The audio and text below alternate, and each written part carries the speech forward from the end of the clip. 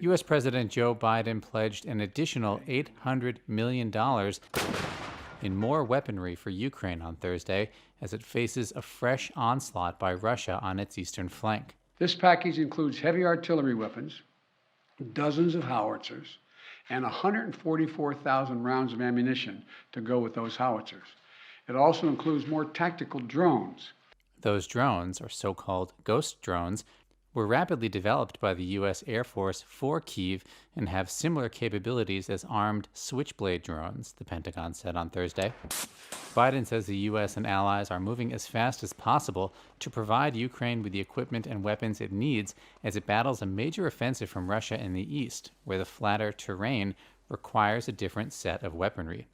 Biden also announced $500 million in direct economic assistance to the Ukrainian government. This is money the government can help use to stabilize their economy, to support communities that have been devastated by the Russian onslaught, and pay the brave workers that continue to provide essential services to the people of Ukraine.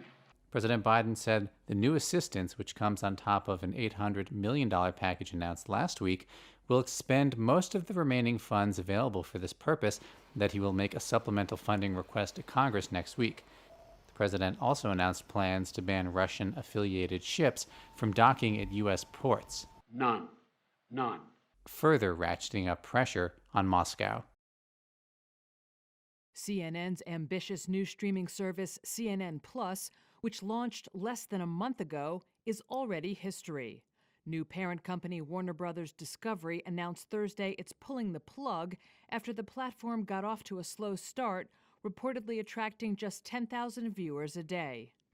CNN Plus, which boasted familiar faces such as Anderson Cooper and Chris Wallace, debuted ahead of parent company Warner Media's merger with Discovery and reportedly cost over $120 million to launch. Its abrupt end is another reality check on the crowded and costly field of streaming businesses. Just this week, Netflix said it lost subscribers for the first time in a decade, despite spending billions on programming, causing a stampede out of the stock. Among the investors making their exit, billionaire hedge fund manager Bill Ackman, who liquidated his fund's $1.1 billion bet on Netflix made just 3 months ago, locking in a loss of more than $400 million. A saturated market, along with the high cost of content, has left some investors wondering whether streaming services, once viewed as a sure bet on Wall Street, still merit their high-growth stock valuations. Sell-offs in shares of Netflix and other streaming-related stocks such as Walt Disney, Paramount Global, Warner Brothers Discovery, and Roku all deepened on Thursday. Clerk will lock the machine, announce the vote. 70 yeas, 30 yeas, Mr. Show the bill Speaker. passes. Read the next bill. Florida legislators on Thursday passed a bill to revoke Walt Disney's special tax status, in a move widely seen as retaliation for the company's opposition to a new state law limiting discussion of LGBTQ issues in schools. The Republican-led state House voted 70-38 to do away with a special tax district. The bill already passed the Senate. It now heads to the desk of Governor Ron DeSantis, who is all but guaranteed to sign it.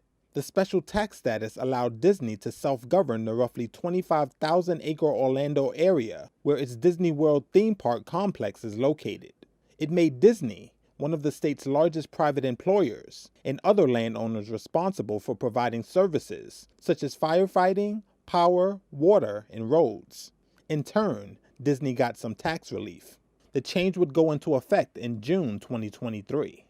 DeSantis, a Republican who is a potential candidate for his party's 2024 presidential nomination, moved to strip Disney of its special status after the company opposed a new Florida law that bans classroom instruction on sexual orientation and gender identity for younger students. The governor signed the legislation dubbed the Don't Say Gay bill by opponents last month. The law, which is to go into effect on July 1st, also prohibits such teaching that is not age-appropriate or developmentally appropriate for older students, is being challenged in court. Disney declined to comment. Residents of New Jersey rushed to buy weed on Thursday as the state welcomed the drug's legalization. I think it's fantastic. I think it's going to help a lot of people. For me, they're happy, we're happy, it's legal now. Don't have to go through all that trouble. Thursday marked the culmination of a decade-long effort by New Jersey's marijuana advocates to legalize its recreational use for adults. They also hope the change will help end racially unbalanced prosecution of marijuana-related offenses. In 2018, black people were arrested more than 3 times as often as white people for weed charges, despite similar usage rates, according to the New Jersey ACLU. Only medical marijuana dispensaries can sell for now, but the state's Cannabis Regulatory Commission is currently weighing applications to sell from hundreds of other startups. Businesses owned by those with prior marijuana convictions, as well as minorities, women, and disabled veterans, will receive priority consideration. For Bergenfield resident Beatrice Friedman, that's a welcome change that benefits her daily routine. I was actually in an accident in October. I was smoking before that, not quite as much, but now I use it really to calm down to relax my muscles at night from driving all day. And from the accident that I had 2 broken bones. So now I kind of rely on it a little bit, especially at night, because I don't want to take aspirin every single day. Under the new law, much of the state's cannabis revenue is supposed to be invested in communities most harmed by the war on drugs. New Jersey is now one of 18 states, along with Washington, D.C., which have legalized recreational marijuana use. And cannabis executives hope it will spur other East Coast states to take action, noting that a majority of Americans support legalization. Analysts expect the marijuana market will eventually exceed $2 billion. U.S. stocks fell across the board Thursday as concerns about rising interest rates hijacked initial momentum from positive earnings. Stocks sank following comments from Federal Reserve Chair Jerome Powell, who said a 50 basis point interest rate hike, quote, will be on the table for the May meeting, and that with inflation running roughly 3 times the Fed's target, it's, quote, appropriate to be moving a little more quickly. The Dow ended down 1%, the S&P 500 finished down 1.5%, while the Nasdaq lost more than 2%. David Bahnsen is Chief Investment Officer at the Bahnsen Group. Well, I think the markets have been on a little recovery rally the last few days, and they started off the same this morning. And then I think midday you hit into a little bit of resistance, partially just people selling from what's been a few good days of trading. And then the Fed did sort of crystallize that there will be probably half-point rate hike next month. It might have shaken out some short-term traders. I think it's more algorithmic than anything substantive.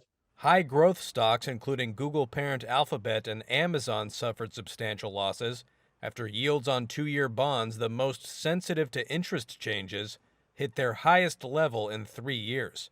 Shares of Facebook owner Meta Platforms ended down more than 6% after falling sharply the day prior. Netflix also extended its losses. The stock collapsed this week after its earnings report alarmed investors. But strong results from mega-cap Tesla kept its shares in the green, finishing more than 3% higher. Earnings from the world's most valuable automaker beat Wall Street expectations, as higher prices helped it overcome supply chain issues and rising costs. Shares of United Airlines soared, closing up more than 9% after the carrier predicted a return to profit in the current quarter due to booming travel demand. Delta and American Airlines went along for the ride, closing up 2.7% and 3.8%, respectively.